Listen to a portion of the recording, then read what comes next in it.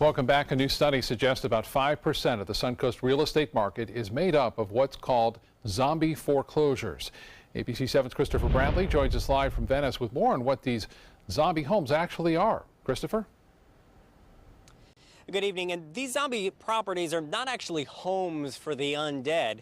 They are instead homes that have been abandoned. Have you ever heard of a zombie property before? Yes, I have heard of zombie properties before. Dan Heschmeyer is the owner of Venice's Gulf Coast Realty.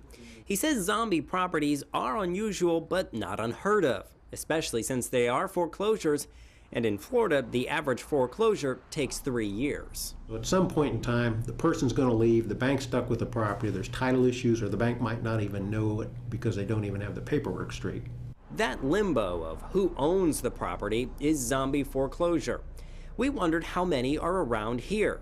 Heschmeyer pulled the latest home sales numbers for Sarasota County over the last 90 days. There are 2,500 plus, 2,508, I think, something like that.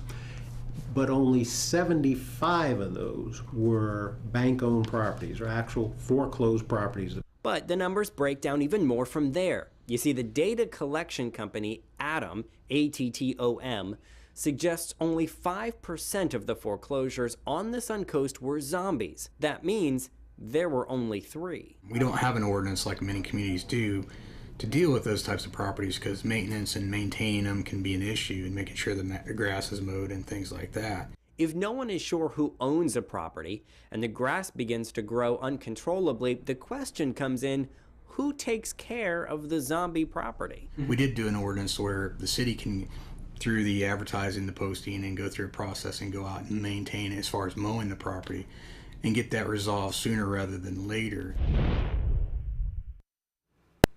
We did discover that these zombie foreclosures used to be far more prevalent. They are less prevalent right now because the housing market is better than it was in, say, 2008. That's led to that drastic decrease. Live in Venice, Christopher Brantley, ABC 7, your Suncoast News.